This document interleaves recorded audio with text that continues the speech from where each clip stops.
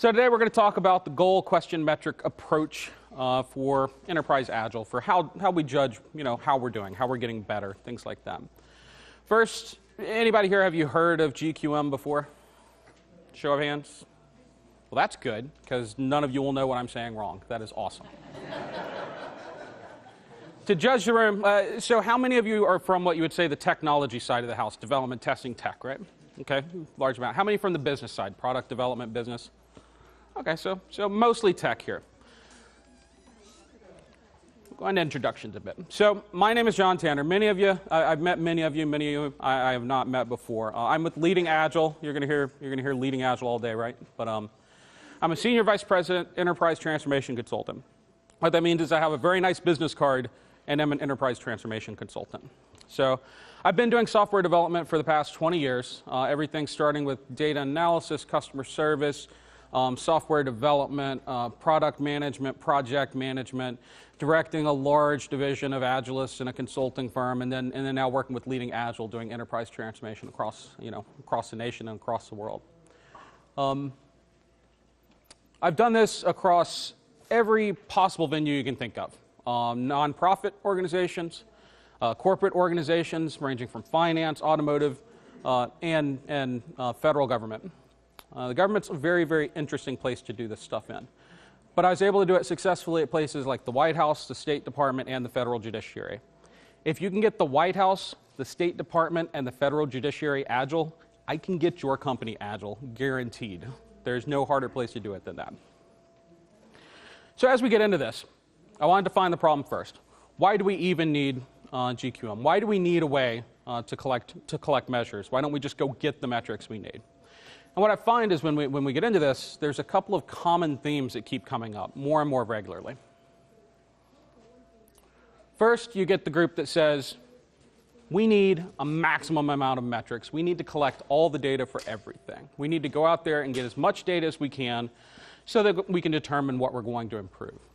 The next group says we need the absolute minimum set of metrics. Metrics don't really add anything. They don't produce anything for us. They're waste. So we need to limit that down.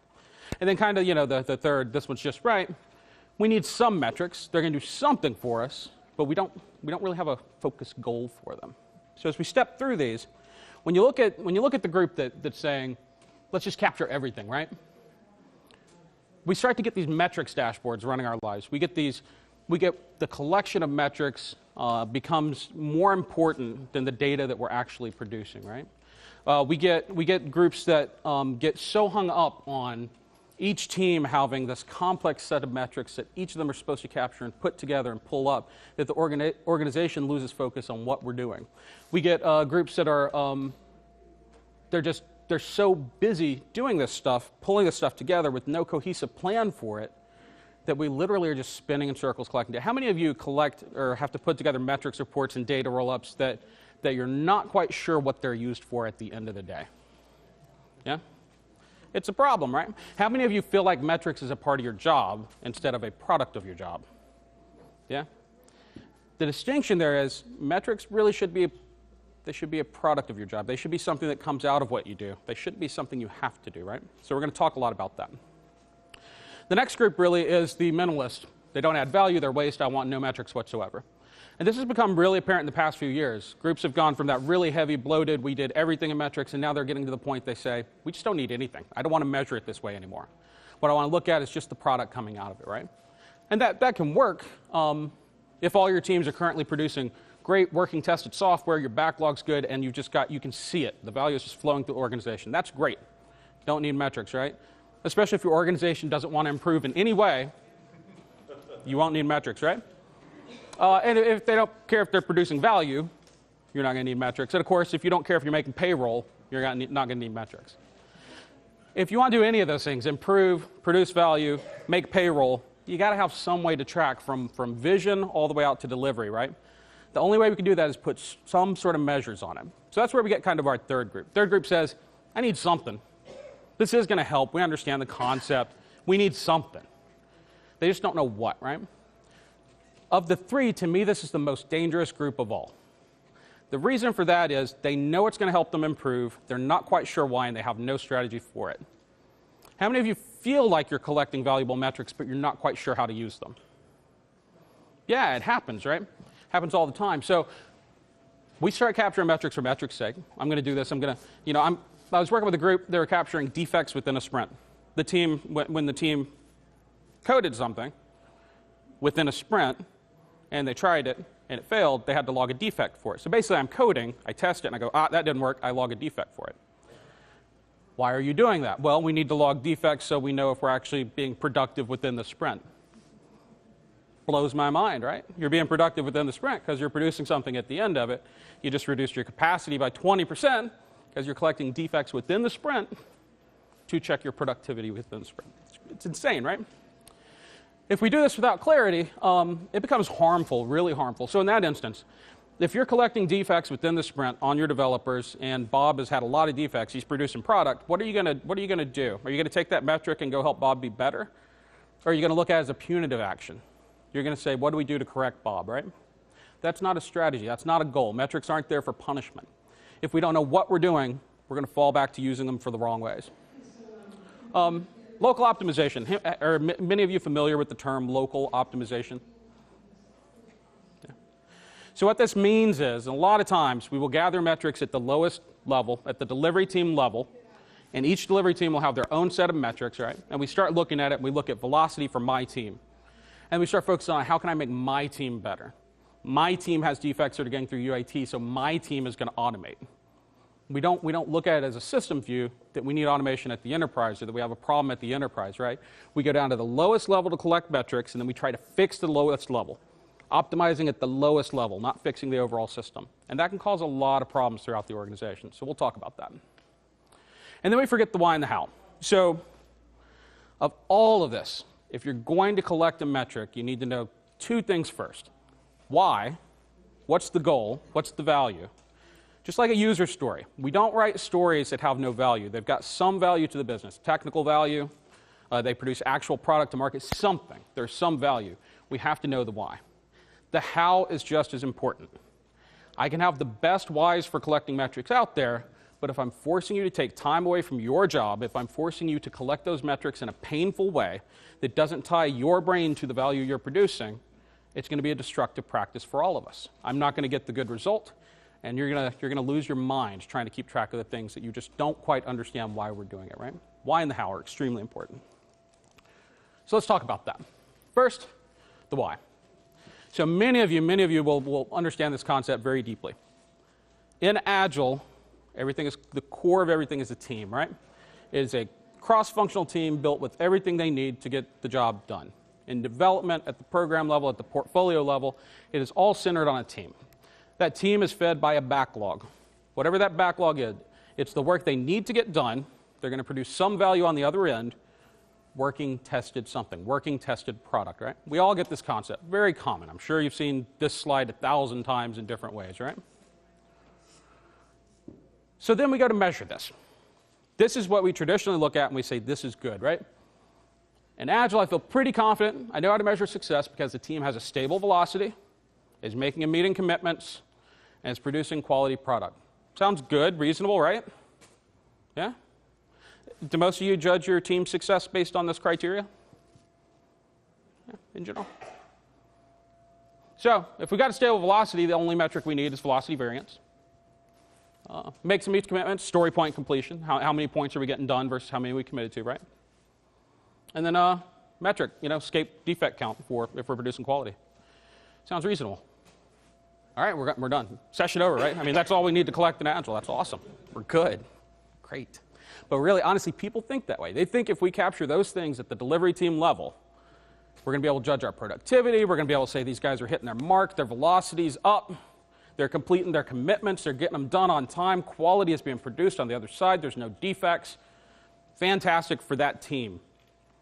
For that team, it's fantastic. But what about the rest of the enterprise we're working with here? So the delivery team at the bottom can be the most optimized, perfect working, encapsulated group out there. But as soon as you start spreading that up to the enterprise, it has portfolio initiatives. They've got programs to execute on those. They've got some sort of market demand they're trying to meet. If you stay just with those little local Agile metrics, people like the guys on that stage up there are going to look at you and say, What does velocity mean to me? How does that meet my need, right? So that's where we're going to get into solving that need with goal, question, metric. So for the next portion, I'm going to explain to you what GQM is, kind of give you some examples, and then we're going to move into real recommendations for each of the levels, delivery, program, and portfolio level. My goal is for you to be able to walk away from this room with enough information. You can take this slide deck and go start to try some of these things within your group. So, what is GQM? GQM is a 3-level approach to defining how we're going to measure ourselves and how we're going to improve ourselves at a very simple level.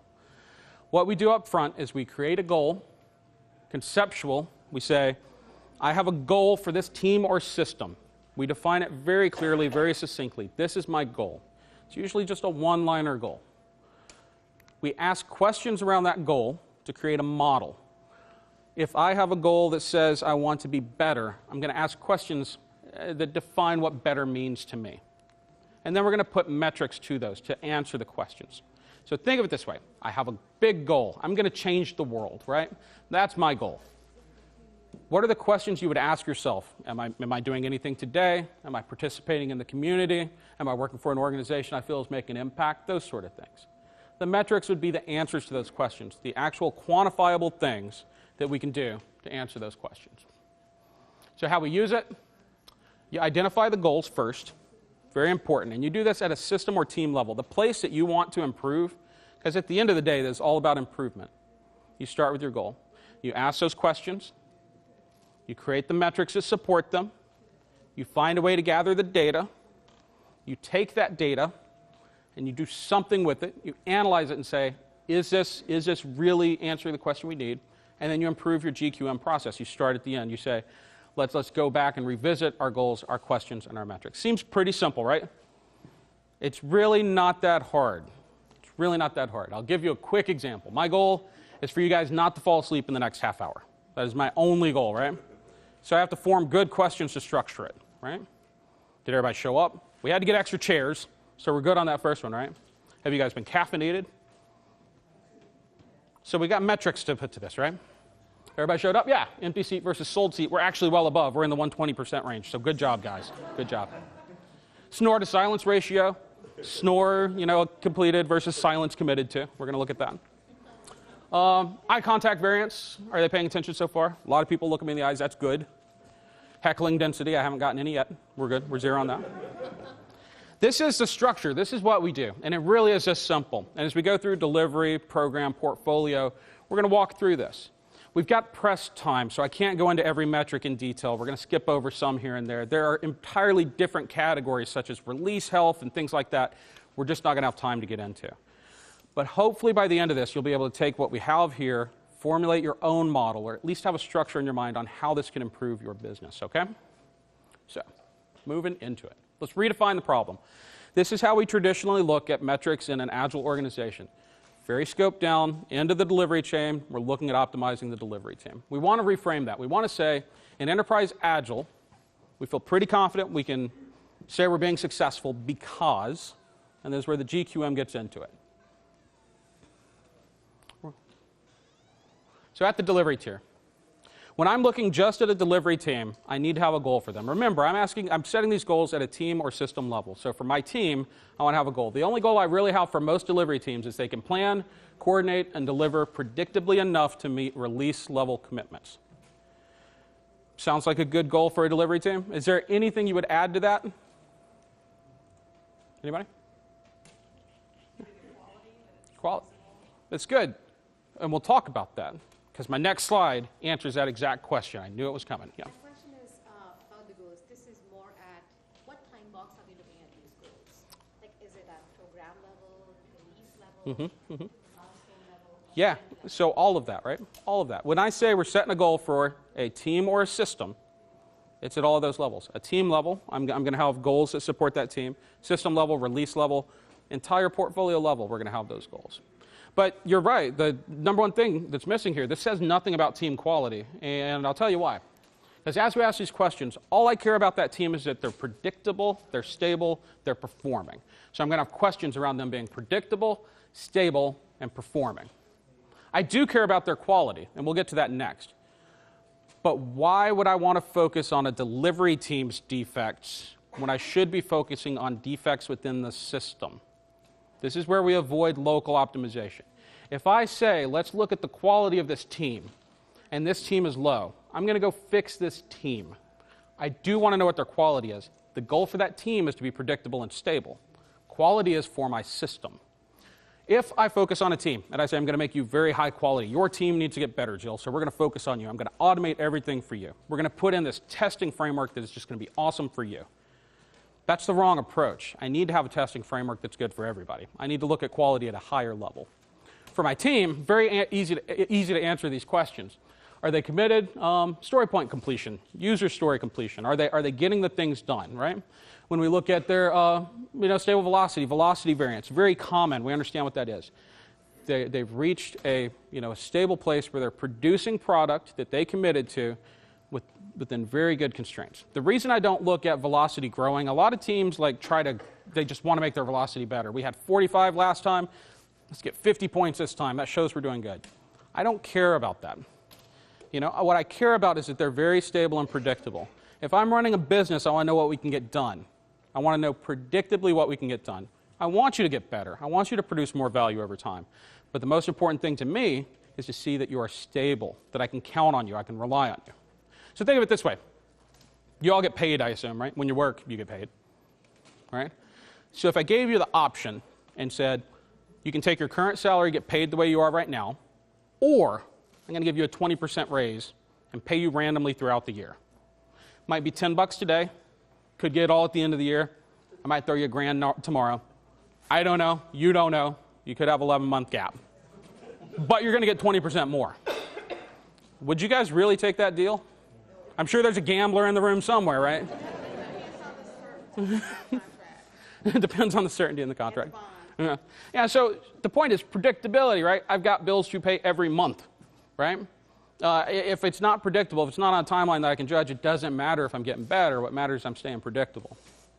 Then we get into things like, are we successful? So team stability index is one of those things that's really critical. People always say, how can we tell if a team is stable? Well, is everyone working on the thing they're supposed to be working on? Is the basic answer. When we look at team stability index, say you have a 2-week period, right? And you got one person. That's 10 working days. And they're on a dedicated team. How many working days should they be on that team? Yeah, simple. Yeah, there we go, guys. Be brave, be bold, right? 10 working days. Anytime they're not working on that team, they're bringing my stability index down. You apply that to the whole team. It doesn't matter if they're working on something else. It doesn't matter if they're pulled off for some other project. It is if they were committed to it for 10 days. We want to see 10 days, and we want to keep a running percentage, right? We want to make sure our guys are really, really working on what they're supposed to be working on. But to what degree is the team encapsulated? Why do you think this one's important? To what degree they're encapsulated? External dependencies, things like that.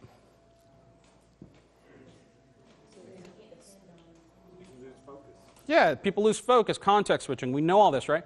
But it's the fact that if you're dependent upon something external to your team, it's very hard for you to become predictable and stable and have a velocity that you can understand. It's hard for you to commit to things if you have external dependencies, so we want to keep an eye on it.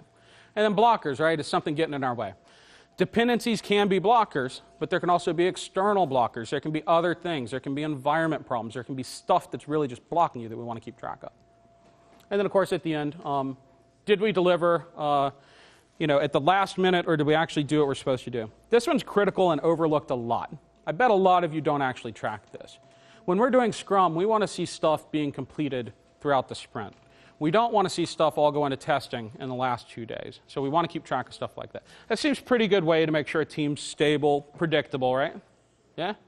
Yeah? Well, I think it is. I put the slide together, so I like it. We're going to get into quality, though, because quality is the missing picture here. Well, they're stable, they're committed, they're getting stuff done, that's good. But what about quality? I don't want to locally optimize on quality. I cannot repeat that enough because I see it so much. I do not want to make one team better at quality. I want to make my organization better at quality. And if I focus on a team defect count, which I'm going to look at, there's going to be some root cause analysis. And if your team is messing up all the time, I'm sorry I'm picking on you, Jill, you're just right there. And you look so nice. So if your team's messing up all the time, I want to know that, right? But I don't want to start there. I want to do that when I go into root cause. What I want to know is my product technically producing quality here, right? So my goal there is teams can frequently deliver working tested software of a high level of quality. This is in support of the teams, but we're not really looking at it as a team level thing. Does that make sense? All right. So let's look at the questions here. Can the quality of the product being shipped be verified? Are the teams able to address technical problems in a timely manner? Are those technical problems, are we actually working those down? And there's very easy ways to track all of this, right? We want to look at our open defects. How much have we actually got out there? If I look at open defects for a team, I'm going to go to that team and say, let's fix that. Jill, get your team to fix that. I want to look at open defects for my product or for my release. I want to look at open defects across my organization. I want to look at my organization's capacity to actually bring these things down, right? This is a higher level thing. It's a much higher level thing. Agile is not just a team level. When we talk about grassroots out there, teams can start that spark. They really can grow it. But if you don't start expanding what you're looking at and move it up in the enterprise, how you're measuring and judging this stuff, you're going to get so caught up optimizing teams that you're never going to fix the core problems of your business, right? And of course, we're going to look at our latent defects, what are the things that have been out there for a while. And we're going to look at our ability to pay down technical debt to make sure we're making the right investments at the delivery team level. To me, those two areas are the most important things for a delivery tier. And that is just one tier in the three-layer cake, right? Delivery tier, I want to make sure my teams are predictable, meeting commitments, they're producing technical quality, but I want to make sure I'm looking at quality across the enterprise and judging and addressing it in a standard way instead of a team-by-team way. Does that make sense why I separated the two out instead of just having it as part of the team metrics? Yeah. You'll also notice you generally don't track all of this for one team. That'd be a pretty heavy burden to have on the team just doing all this. If you're spending half of your sprint counting defects, putting together metrics, or you have your scrum master pulling his hair out at 7 p.m. on a Friday after the sprint, it's no good, right? So we want to make sure we spread this responsibility out within the organization. The next layer we go up to, so I'm going to go through this climbing up the tree. We're going to go into the program tier here, right? Much like delivery team, what I really care about from my program team, my program tier, the group that is coordinating the work, the group that's coordinating the work that goes to those delivery teams. What I care about there, predictability, able to meet commitments. You're going to see a recurring theme because every time I talk about a team, the most important thing to me is that we are predictable, stable, and can meet commitments. So the program tier, we've got some different metrics, or some different questions, but they kind of relate back to what we were doing at the delivery tier. We're just going to answer them in a different way, right? What we're looking for here is, a lengthy roadmap instead of depth of backlog, or we're looking at having a product roadmap that can actually guide us down our path to where we know what we're working on, right? We're looking at things like, are we delivering the value we wanted? Are we delivering the commitments to features that we wanted, right? So we're doing all these things at a little bit of a higher level, so we have to judge them at a bit of a higher level. We're wanting to climb that tree back up and not just focus on our delivery teams. So feature roadmap visibility. Do any of you here actually track something like that? Yeah, a couple of hands. Yeah, so what we want to know is not only what are we working on now, and I'm not talking about like a 3-year plan for functionality we intend to take to market, but a clear vision of what my upcoming features are.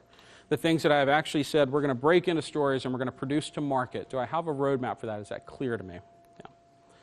Yeah. Is our backlog ready? So not just at a delivery team level, but have I got my really large projects or epics broken into enough features that are broken into enough stories I can say my delivery pipeline is not going to be starved, that my delivery teams are going to be able to produce what we want to produce. At the next level, so ready backlog with open dependencies. This is where it's interesting, right? If you only track dependencies at the delivery team level and don't coordinate through that program tier, you're really going to get blocked all the time. Those dependencies are going to become blockers. So at this level, we have this program group that is constantly monitoring cross-team dependencies because they can't be successful. They can't deliver features if these teams aren't working together on stuff like this, right? Then we, value in the sprint. Are we actually putting our sprints together in a way that we're delivering best value first? Are we just delivering stuff, or are we delivering valuable stuff? Value is defined, throughout the business. When we get up to portfolio, we'll talk a little bit more about how we define value in this chain. But the important part for that group is not the amount of features they're getting out, but the amount of value per sprint they're getting out. There are some things you have to work on that can't be quantified necessarily as positive value. They can be quantified as value in another way. Technical debt needs to be paid down. Architectural runways need to be paid forward. You have to do these things. We also want to make sure that we've got a good mix when we're working at our portfolio or program team. We've got a good mix so that we're actually delivering some value every single sprint, right? The next part, feature completion ratio, same thing as story completion. Are we getting the features done that we committed to? And a lot of groups don't really look at this. They consider features kind of a sliding window of functionality that'll just be done when the sprints are done.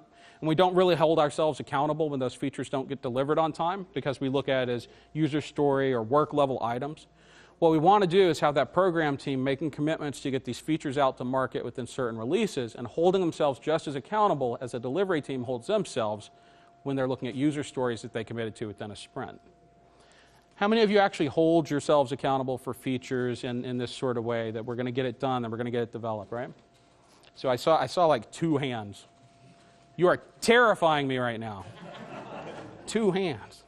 But it's okay because we don't think that way. In Agile, we don't think that way usually. We think as long as the development team is meeting commitments, they've got a stable velocity, and they're producing tested quality product, we're good. But it doesn't mean we're even meeting our market needs, right? I worked with a group in the Air Force one time that worked on a product for 3 full years. 3 years without a single release. And then it went on to a server that had to be accredited. So there's an Air Force thing, took 2 years to accredit it. They had a rule that in year 6 you had to end of life a system. So a system that took 5 years to get into market had to be shut down a year later just due to federal regulation. 5 years, 1 year of use, half of that spent debugging it, and then the other half was basically just saying, well, we got 6 months to build a replacement, let's go. They had done this 3 times in a row, so it wasn't anything new. Your taxpayer dollars at work, right?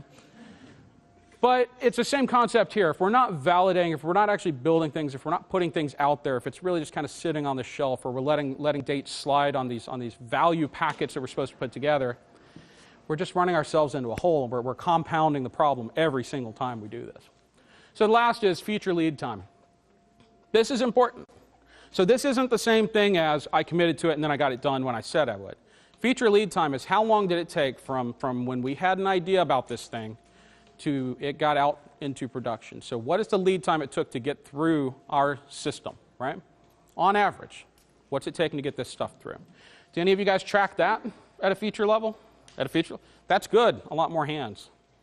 Add that other metric and you're definitely on the right track. Add the other 5, I'll love you. I'll love you. But it's important we look at these things higher than the delivery team, right? So just like we have technical quality, there are some things you'd notice in there in the program team. We weren't checking to make sure our product was what anybody wanted. We were just making sure we were getting stuff done. They were committed, we were producing value of some sort, but we weren't talking about the how of the value, right? Or the why of the value here. So when we look at product quality, different from technical quality, you don't want to combine the two. This gets into technical quality says we're building the thing right, which is extremely important. We're building it right. Product quality says we're building the right thing. And this, a lot of times we ask developers or teams of technical groups to put this together, and they start scratching their heads. How am I supposed to do something? How do I measure delight? How do I quantify delight? Is there any possible way to do this, right? But it's really important that we know we're delighting our customers. And it's actually pretty easy to measure this stuff. Does it delight the customer? Net Promoter Score. I mean, this is not a new term. It's something we've used forever, right? That literally measures customer delight. It's very simple to do. Do any of you guys do Net Promoter stuff? Yeah? Do you bundle it in like a customer delight package here where we're saying this is product? Do you tie it back to saying this was the right product in like a very simple 3-metric thing where you can look at it and say, did we build the right thing? Yeah. That's important. It's not only important that we're developing right, it's not only important that we're road mapping right, it's important that we're building the right things, right? And it's a lot harder than you think. It takes a lot of effort to go out and build these things properly, but if you're not measuring it, if you don't know if your customer's actually delighted, if they're going to be a promoter, you're never going to get to the goal you want to be at. So at the portfolio tier. This is where, those guys on the stage up there, It was a very interesting answer. What did you guys think of the answer to the productivity question, other than the you know, that it being ignorant? Yeah. Yeah, so we're going to talk about that, right? And hopefully this is helping you out. The man of the hour right there. We apologize. We all cringed for you in that moment. Yeah. Well, I'm sorry. What were you saying? It should be more on effectiveness, right? It's Yeah. not about efficiency. It's not about productivity. It's about effectiveness and delivering value. Yeah, it's about value creation. I think that gets to the core of what you were really asking. How do we judge that we're producing more value, that we're doing better as an organization, right? That's the important thing. That's what this is all about. That's why we have these goals. That's why we have these questions. That's why we have these metrics. How can we judge that we're actually producing value? How can we ensure we're getting better at it? I guarantee you those guys on stage, they want to know. They want to know that we're doing something better. That's their whole job, is to ensure we're doing something better. We're driving down costs. We're getting higher ROI. We're producing more value to market. We're meeting market demand faster, right? That's the stuff we want to look at. So our portfolio, we're really looking, if we're looking at the health of it, we say the organization delivers product features and capabilities with the best ability to deliver early ROI. And I want to clarify, when I say ROI, I don't just mean dollars. I mean investment. We invest in something. We could be enabling a future opportunity. We could be shoring up our current market space. There's many different things that you're trying to do. There's many different reasons you're investing, but you want to get an earlier return on any investment. I mean, you guys do, right? When you invest in something, you like to see the numbers come up quicker rather than later, right? I mean, it's common sense here. And when we get into the business level, it's extremely important. They need to be able to plan their future portfolio-level decisions, these enterprise-level decisions where they're shifting the entire organization's focus based on the market now. Not based on the market in 12 months when I get the product out I planned 12 months ago. Based on the market now. So the quicker I can get stuff into market, get that return, and continue on to the next thing, the better off I'm going to be planning the future, right? So some of the questions they're going to ask: how long does it take for an opportunity to move from good idea to done? Is the system delivering consistently? Once again, meeting commitments, being stable, being consistent is much more important than having that higher return, right? Are we investing in the right type of work? Are we focused on the most important things? And are we starting too many things? Do these seem kind of like the right questions for a portfolio? Does anybody here kind of work with the portfolio level? Or so with these questions, are these some of the questions that come up to you? I guess they're more outcome-based questions. Mm-hmm. They try to focus on the portfolio, and the goals are also more outcome-based. ROI is, kind of one of the outcomes that we would like to focus. Yes, if you elaborate the goal, they're pretty relevant. Okay, so she was saying these are very outcome-based. They kind of align. Maybe there's a little different, but that's good, right? So I do want you to understand, these are not something that I expect you to go print, put your HR manual and say this is the way we do business. These are good examples for you to use. They give you the metrics behind them that you can use, but you're going to have to adjust it for your specific business. That's why we set goals ourselves, ask questions ourselves, and then answer them with some sort of metric or measure, right? Is there anything missing from what we're asking up here, especially when we're talking about portfolio? I'm sorry? Funding. It is the dreaded F word, right? It is funding or financials, right? But just like we split out technical quality from the delivery team and product quality from the program team, we also split out financials from the portfolio team. There's a difference between team health. Is my team operating well? Is it able to commit? Is it doing the things it needs to do? And is my team actually producing the outcomes that I want, quality stuff that I want, right? So we do separate those for a reason. Welcome. So when we look at the top level, much like we're looking for time for story completion or feature lead time, how long does it take to get from idea to done? Same thing here, epics. I'm sure most of you guys use the concept of an epic instead of like a traditional project, right? Is that true? Yeah. So you know what we're looking at. Is the system delivering consistently? So when we commit something to market, is it getting to market in the time frame we committed? Do any of you guys have trouble with that problem, with committing and delivering on time? So what usually is your concern there? What usually happens? We deliver late.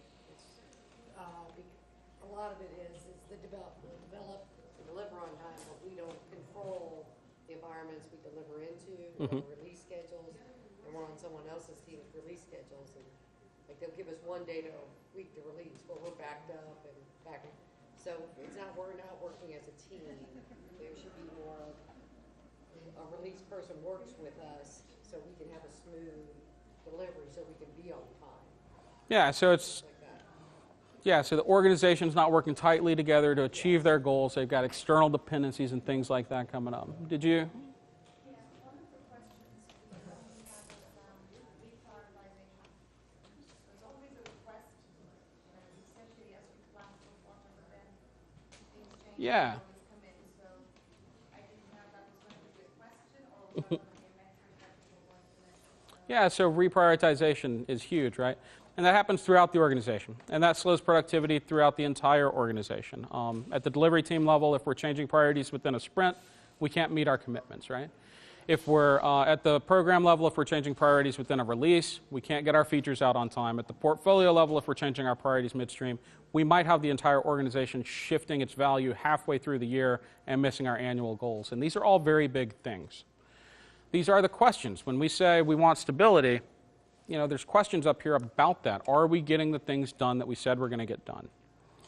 There's often a common misconception that the metric is the answer. That is a very common misconception, that if we have the metric, that is our answer. And that is just simply not true. All the metrics tell us are how we are performing. All they tell us is raw numbers that we can analyze to find some common point that we then go look at. So if I see a high defect count, that's not an answer to me. That's the question. Where is that coming in? If I see that I'm missing my on time to market numbers for my portfolio, it's not an answer to me. That's a question. That is something I need to go answer. And that's where we start doing that root cause analysis. So in GQM, the GQM is just the first 3 parts of a 6-step thing, right? Form the goal, ask the questions to support that goal, create the metrics to answer the questions, collect the data, actually go collect the data to where we have numbers behind these metrics, analyze it, see how we can improve things. So at that point, once we've got all this together, we say we're missing our on-time due date, or we're not getting our stuff out to market, we're not meeting our commitments, that's where we have to go do root cause analysis. There's not a single metric that will tell you, in my organization, this is exactly where the problem is. There'll be indicators that allow you to go find that. Are we investing in the right type of work? So portfolio investment mix. At the portfolio level, there's a lot of levers we're pulling to make sure that we're working on the right things. We should understand our market. We should know how we're investing in our market. We should have some numbers behind that. We've done some market research. We should be constantly evaluating that we're adjusting our portfolio mix, meaning a certain portion of my organization's funding, staffing, and everything else is going towards my portfolio goals, right? I want to make sure that I'm constantly monitoring that mix. Value stream WIP. So this one's often forgotten at the portfolio level. We sometimes think about it at the delivery level. I mean, the whole point of Scrum is to limit work in process, right? We're only committing to a certain part. We're going to get that done by the end of the sprint. In Kanban, you have WIP, on the different stages. We're going to focus on things. A lot of times at the portfolio level, we set this annual goal to get 7 or 8 things done, and then the organization splits in 7 or 8 different directions and scurries around to get it done, right? If they do the exact thing at the portfolio level that we teach not to do throughout the entire rest of everything we do. Focusing WIP at your portfolio is extremely important. You've all seen the sequential delivery versus parallel delivery stuff, right? We want to make sure that we're delivering the right thing and the right thing right now. How many of you guys actually do any sort of work and process analysis at the portfolio level when we're saying we're committing to X amount of epics and projects? That's good. That's a much higher number than I was expecting. We got like 4 or 5 hands there. A lot of organizations in the traditional world, they would have 20, 30 concurrent projects running, and they'd just be moving staff between them to get stuff done, trying to keep people productive, right? We really want to limit that down to hopefully just working on the most important thing right now. And if you absolutely have to work on a couple things at a time to meet your market need, making sure you're sticking with it, and you're sticking with it rigidly. Just like we don't overcommit in a sprint, we don't overcommit our portfolio. And then are we starting on too many things? A good indicator for that is abandoned work along the way. Are we just giving up on stuff? How many of you guys have epics or projects or programs that you started on and then you just gave up on after a while? Yeah, because you had to shift priorities. That is so expensive. Think about your organization focusing, getting ready, priming. You're doing all the work, a lot of requirements, a lot of stuff, and you get halfway through it and you pivot. There's a flip side to it, though. I'm sorry? There's a good positive flip side to it, because if you are lean, it's better to fail fast and learn fast. Okay. No, that is good, right? So she said if you're lean, it's better to fail fast, learn fast, and pivot, right? That is true. I mean, one of our tenets is pivot without mercy or guilt. That's what we do, right? Yeah. I would add, though, you want to try to keep that backlog kind of tight. Yeah. The bigger that backlog gets, it's all wasted effort. You know what's important, right? Why spend all that work on something that you know you're going to not get to until next year? And that's exactly right. So we want to be able to pivot without mercy or guilt. If I find that what I'm working on is not going to meet my market need, I want to give up on that right there. The fallacy of sunk cost is really a fallacy. I've already spent so much money, we might as well finish it. At the point it will no longer produce value, quit. Completely different than abandoned work. Abandoned work is something we gave up on. It was, generally speaking, no strategy behind it. We did it because capacity was planned wrong. We didn't understand our market. It wasn't a strategic decision to pivot. At the portfolio level, it is so expensive to abandon something that we want to avoid it at all possible costs. At a delivery team level, when we talk about fail fast, fail early, that's delivery team. You could even throw away a feature. At the point you're throwing away an entire portfolio item once we started working on it, the expense is so great that you just impacted your annual operating budget for your entire portfolio because we had all those resources working on something, right? That we want to avoid before it starts, whenever possible.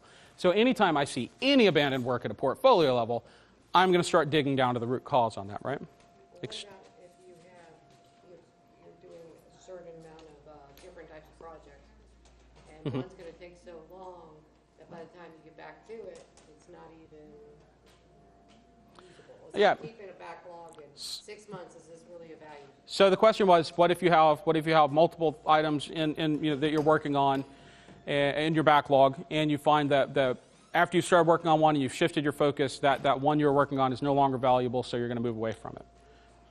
There's a lot of complex things wrong with that entire question. We need to prioritize backlog. We should only start on stuff we're committed to finish. We need it to be small enough we can finish it and get value. We don't want to work on too many things. We want to limit our WIP. Epics are in a backlog. Epics are where our backlog starts, right? But the point is, we want to focus our portfolio very clearly. The higher you go in an organization, the more expensive it is when you pivot, right?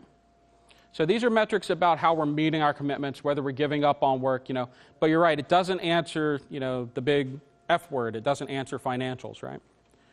So when we get into that, our goal here is that the portfolio is meeting its strategic financial obligations and objectives.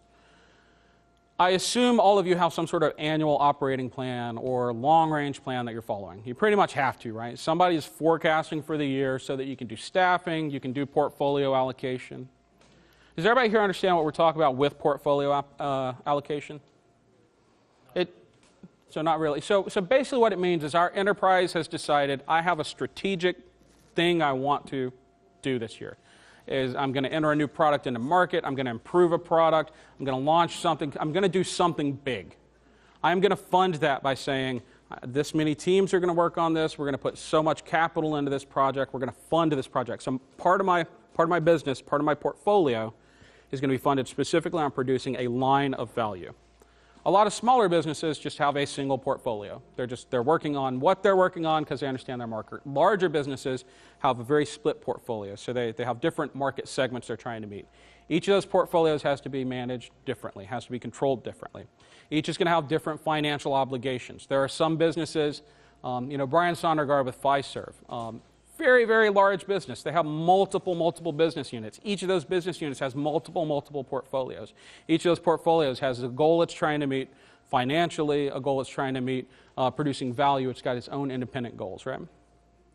When we look just at delivery teams for metrics, we can never, ever get a view into the organization at that level. When we separate the way the portfolio works from the program and from the delivery team, we don't get a clear view of the value delivery of the system. So we need to have these things building up into each other. There's a reason we talk about it in these three tiers constantly in the industry. All of your scaling frameworks use some sort of multi-tiered model like this to connect the value chain. You guys are familiar with the term DevOps, and that really is taking that beginning strategic theme at the very beginning of the business and optimizing the value chain throughout the organization, all the way out through delivery. You do that through supporting it with technology, you do it through supporting it with practices, you do it through just optimizing the entire chain, right? Everything we do in enterprise at that level is about optimizing the whole system. That's why we want to look at metrics in these contexts of the higher level parts of the system, right? So when we get into this, we're going to meet our financial objectives. What are we looking at here? What are we really looking at? The questions are simple. A lot of time when people look at portfolio and they think, well, how do I even measure these financials? And they think they're going to have to get like, you know, an accounting firm to come in and help them, and they might to help them collect some of the data, but the questions are pretty simple. At a portfolio level, are we getting the right turns on our investments? Are we spending too much just to keep the lights on? That's a huge concern, right? Are we getting the expected results? So there's a difference between the expected return on investment and the expected results. So for instance, I was working with Veterans Affairs several years ago, right? Their number one goal for the year was to increase access to their online applications for homeless veterans. Didn't increase their revenue. It didn't increase their funding. Their goal was to give more access. It was measurable. We could tell. It meant that they focused their portfolio on things like libraries and mobile applications. You'd be surprised how many homeless people have mobile applications. So it allowed them to really adjust their portfolio towards their goals. So when we're talking about are we getting the return on investment and are we meeting our objectives, those are sometimes different things. They're complementary, but they may be different things, right? And then are we meeting our targeted spend rates? That's a weird question, right? Are we spending what we're supposed to?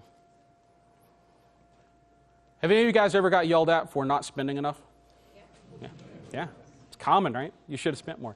Now, when people hear that, they think the common thing, right? Oh, that program manager, that portfolio manager, they're just trying to spend it all, because if they don't spend it all this year, they won't get it next year. Let me put it to you this way. If you have an investment firm and you have a broker, and you go to that broker and you say, here's $10,000, I want you to invest it. And you come back a year later and he goes, I invested $3,000 of it, but I saved $7,000 for you. Are you going to be happy with that? No, because you wanted a return on the $10,000, right? The reason we have a spend that we're projecting, we're trying to meet, we're trying to hit our investment target. It's not about, sometimes it's about protecting budget. I'm not going to lie, that does happen. That's not the goal of the exercise, though, right? We want to make sure our investments are going where they're supposed to. So when we look at metrics for this, are we getting the right returns? So value to cost ratio, this one's pretty simple. I have a projected value for my big high-level portfolio initiatives. There's some return I'm going to get. This has to be quantified for your business. So if you came to me, I would help you build like what I call an Agile value matrix. It says these are the important things to my business, and here's how I quantify them in cost, in savings, opportunity enablement, risk reduction, cost to delay sort of stuff, as well as those intangibles such as we're going to increase, homeless veterans that can access our website. We're going to quantify that for your business, right? And then we're going to look at the cost we're putting into it. We want to make sure at a portfolio level, those big items we're investing in are giving us the best bang for the buck, right? That we're not spending too much to get high value. There's a good ratio there. Good mix. Spending too much, just keep the lights on. How many of you guys are really concerned with CapEx versus OpEx? It's a pretty big one. A lot of stuff, so basically what this means, capitalizable versus operational expenditures, right? Just keeping the lights on. Operational stuff, we need to do it. If you've got inventory, you've got to have the warehouse to hold it, right? But we really want our money going into something that's adding to that investment, that's creating value for the organization. What's really interesting, and maybe we'll get to hear from Melissa on this a little bit later when she speaks next, big plug for Melissa there. But her organization over at Fiserv has done a lot with CapEx and capitalizing even stuff like agile development, parts of it you wouldn't think in a traditional software company. But it's important for the portfolio so they make sure they're spending on the right things and not just keeping the lights on. Are we getting the right results? So variance to results. Just like we're looking for predictability in the teams, we're looking for predictability in our results. A lot of organizations are able to cover up that they're making 90% bad decisions because they get the 10% win every now and then. A lot of organizations hit that big thing every year, and that's really what they're aiming for, and they don't really focus on predictability. And you may catch a theme here. I'm extremely focused on predictability. In teams and product we're delivering, in the quality and in the financials, I want to understand a steady revenue stream. It's glorious if it spikes up and stays up, because that's predictable. It's not so great if you just don't know when it's going to come up or down. Think back to the paycheck you're getting randomly, right? Nobody wants that. We want it predictable. Are we meeting targeted spend rates? We talked about that, variance to spend rate. It doesn't mean you have to spend everything you have all the time, but I want to make sure that we're tracking it and adjusting. And maybe this year we didn't meet our spend rate, but we still got a really, really high return, right? So that allows me to adjust my portfolio mix to make sure I'm getting the right stuff done, that my business is sustainable, that we're doing the right things. And then variance to value. So are we actually spending time on maintenance? This is different than OpEx. OpEx is the money we have on overhead expenditures. We also want to maintain our products. We know that we're going to pay down technical debt. We have to have a slice of our portfolio dedicated to it. A problem a lot of organizations have is at the portfolio level, they don't separate building new product from maintenance. They don't think about it. And then at the end of the day, some delivery team has to make the trade-off organization or a trade-off decision for the organization. So at the last chain and at the last person in the supply chain, we're making the decision on when we're going to do maintenance. And it's not good. We want to judge our portfolio based on the fact that they're reinvesting in their own products, that they're building on their own infrastructure, not just trying to produce some new market value. Does that make sense? Do you guys currently split your portfolios? Anybody here know if you split out and you have targeted maintenance numbers that you're supposed to hit? You do. Melissa does. Of course Melissa does. She's great, and she's up next. All right. So let's redefine the problem and see if we've solved it here, right? So at the enterprise level, we feel confident and know how to measure success, right? Because at the portfolio level, they consistently deliver product features and capabilities with a focus on time to market and early return on investment. That's our portfolio health, right? That's what we want to see. They consistently meet strategic financial objectives. Two separate goals that can be judged independently and have different metrics to measure them. You'll notice each of these parts, we separate out those goals. One for the health, and then one for the actual return, right? Program team can make delivery commitments, successfully manage incoming requests. They can ensure the organization delivers the most effective experience and product features to delight our customers and produce the highest business value possible. And the delivery teams can plan, coordinate, and deliver predictably in order to release commitments, and they can frequently deliver working tested code of a high level of quality. To me, that right there is a much more complete picture than we're stable, we're meeting commitments, and we're producing quality software. Because at the enterprise, what I care about is this. And if we really do care about keeping the lights on, if we really do care about the business performing so that we're doing better, if we care about us getting better technically as an organization, it's all very important, right? So, the next steps. We've answered the top three, or at least I've given you kind of a guide on it. Hopefully it was a little bit coherent, at times anyway. But taking you through how do we set our goals? How do we ask the questions? How do we put metrics behind it? The next steps are where you act on it. Just having the metrics does very little for you. It's an indicator. It tells you where you are. It doesn't give you anything actionable. Your next steps are find ways to collect it. Version 1 has amazing tools at the portfolio program and delivery level. There are other tools out there that do portfolio program and delivery team. There are other levels you're going to want to look at in large enterprises, strategic enterprise level stuff. There's tooling that you can use to put it in place. The important part is whether you're doing it by hand, you're putting in an Excel spreadsheet, you're using version 1, you're collecting the data, you're finding a way to get this meaningful data out of the system. Then we're going to take that data, we're going to analyze it, and we're going to see, is it answering our questions? Is it really meeting our metrics needs? Do we have the right data? Are we moving in the right direction here? And after that, use what we discover to improve our goals, questions, and metrics. Reevaluate the process. It's continuous improvement. This needs to be a living thing within your organization. Just like everything else, you need to have a retrospective and make sure you've got the right goals defined, you're asking the right questions, and you're collecting the right metrics. So final thoughts here. Stability to me is the most important thing in an organization. And no matter how good I'm performing, even if I'm in a garage and it's just me and 5 other guys and we are knocking it out of the park, making millions of dollars a year, I still want to measure and see if we're being predictable, if we're being stable, if we have a path for growth. You can't do that just at the delivery level, and you can't do it just at the portfolio level. It has to be a connected system all the way throughout.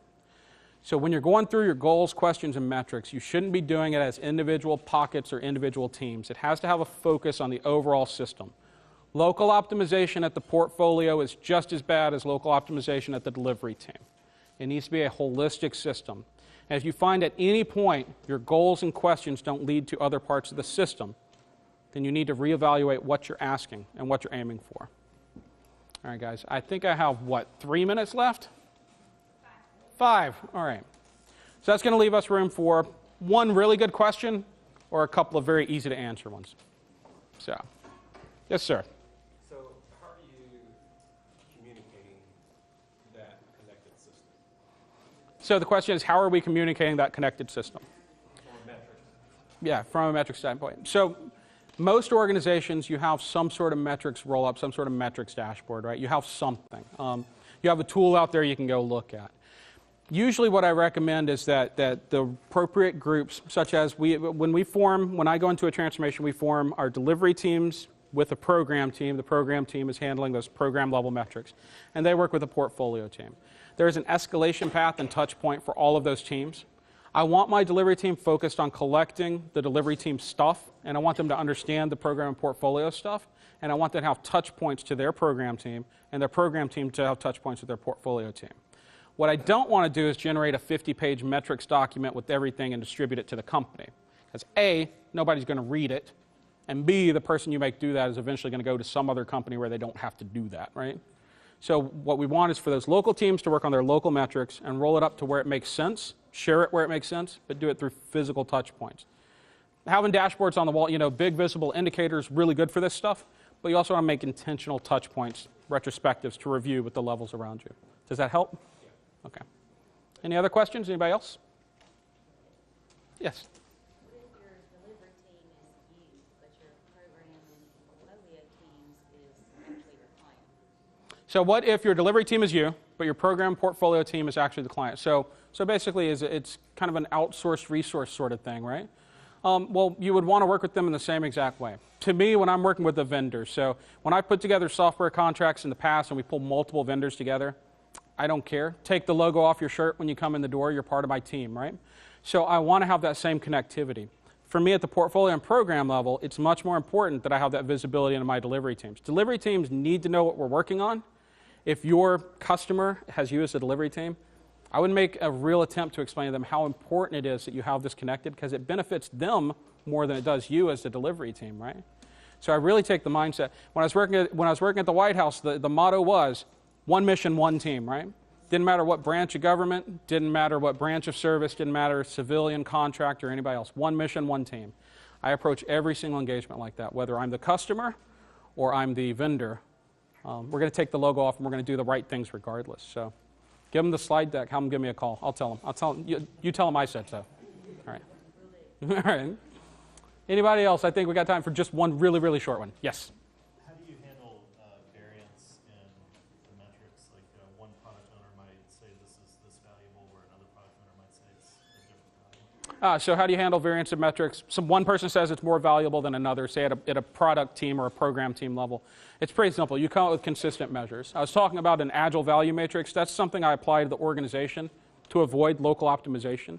It's a much deeper answer, but the answer is we standardize what value means to the organization because that all feeds up into the portfolio at some level. All right, guys, we are at time. We're almost over time. I really appreciate you taking time. Any questions, feel free to contact me. I'm happy.